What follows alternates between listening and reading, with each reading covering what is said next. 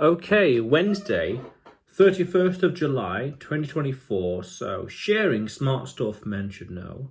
Relationship Wednesday, love better. So, the unrealistic expectations, or having unrealistic expectations, and the flaw, the paradox, the thing to consider with having high expectations. Now, nothing inherently wrong by having high expectations and standards.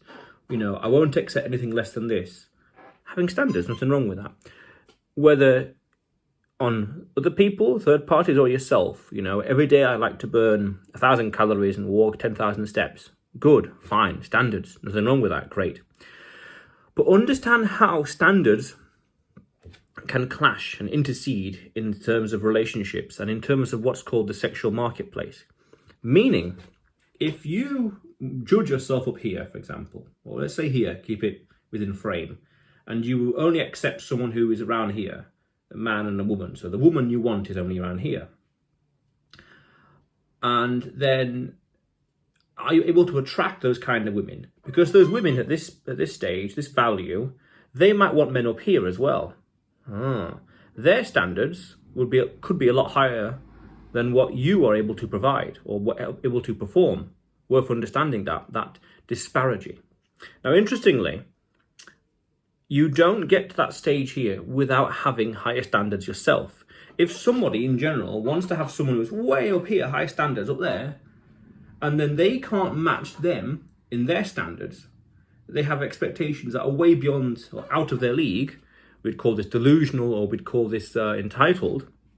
If you're down here and the person you want is way up there, then by definition, they're not going to be interested in you because you're so low, so to speak. You may not meet their standards up here.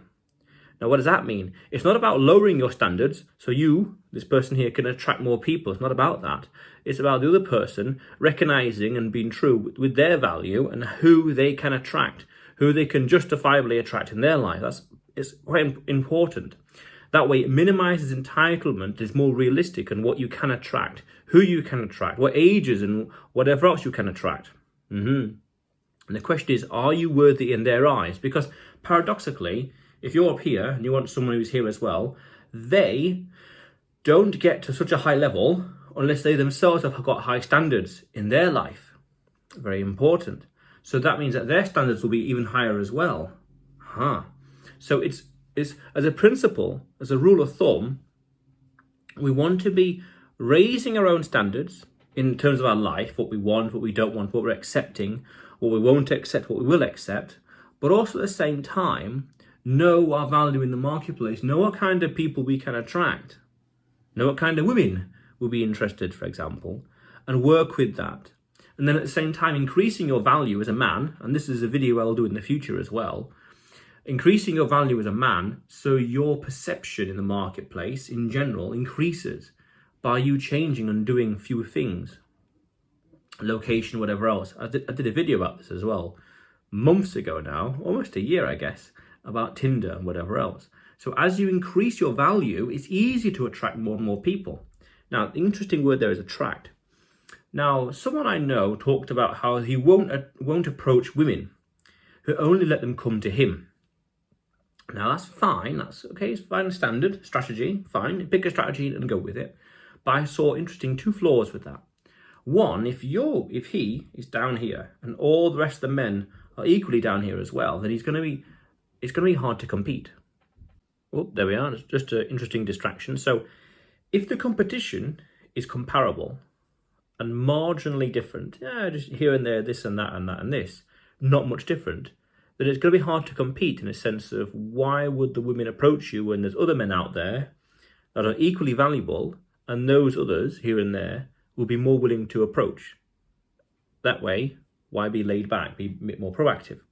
Unless, of course, if the vast majority of the competition or the critical mass are down here, so to speak, and you're way up there, you stand out like a sore thumb, you're so completely different and unique, there's no competition then.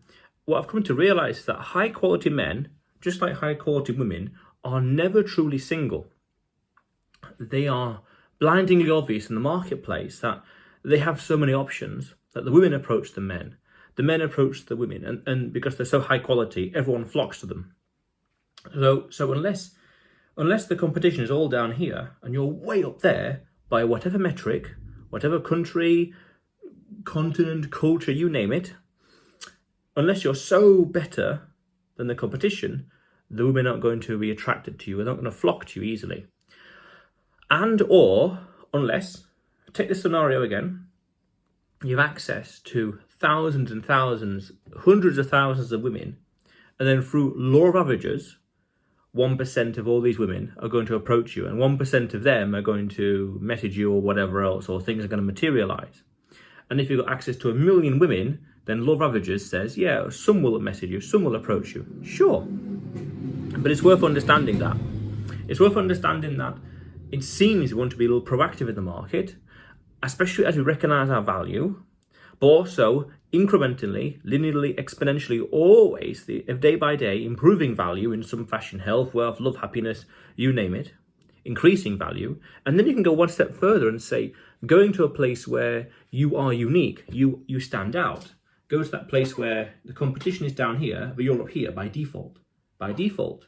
Then your value in that marketplace automatically goes up without changing anything apart from physical location. And, well, there's less competition because, as I said earlier, no high quality man is ever truly single. Because it's so high quality, women flock to it. Like insects to light in some fashion, or mosquitoes to a blue light. They just go to it, just automatic response. Powerful. And that comes by knowing and recognizing your own value, knowing and recognizing your own standards. And you could also say, knowing and recognizing your limits. Where's your league, so to speak? What kind of women can you approach, so to speak, without being blown out the water, without having problems, so that can easily get the number and whatever else, for example. And then there's the idea of, oh, she's out your league or whatever else. I don't know about that. That's a shaming tactic, really. It's a shaming tactic. It's a way of dissuading you from being active in the marketplace, dissuading you from acting in the first place. That way, if you can dissuade the competition here, then you have, as a man, you have less competition. Makes sense. So that is interesting to understand your value in the pecking order, in the hierarchy, who you can attract, and what and your level as well. Your level, your 9 out of 10, 8 out of 10, whatever else. I remember hearing, and this is a bit of a hearsay now, that models, Victoria's Secret models, whatever, they have a very strong grasp of their level of beauty. So you could look at a Victoria's Secret model and think, oh, she's a 10, oh, she's a 9, but she, in her mind, will say, oh, I'm a 6 or a 5 or a 7. They'll have a much greater level of understanding of their level in that group, in that society. Whereas other kinds of women, ordinary women, let's just say, they'll just, through, let's say, entitlement, let's say, or delusion in some fashion, will say, oh, I'm a 10. Interesting. Okay, interesting observation. Again, it's hearsay, because this is what I heard from somewhere else. But also, I'll leave you with this last thing. There's an amazing website called the Female Delusion Calculator. Link in the description and pinned comment below. And it talks about women's different standards, age, in terms of standards in terms of age, race, height, income. And then you can look at that as a percentage or a probability of the society in the US male population. And that shows you the disparity.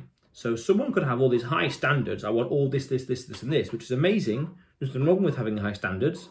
But understand also that that person there will have equally high standards as well. Because no person, a big caveat there, basically, is going to really accept very low standards in the person they're with.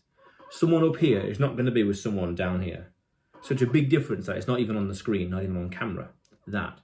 So when you say, oh, I want this, a woman or whoever says, I want this in the partner, paradoxically, it's become, each requirement makes the overall partner even harder, exponentially harder to find. There are fewer of them mathematically. And that person who has all these things, their standards will be ridiculously high as well. And then at that point, it's worth recognizing your value in the marketplace. Who can you compete with? Who can you compete for?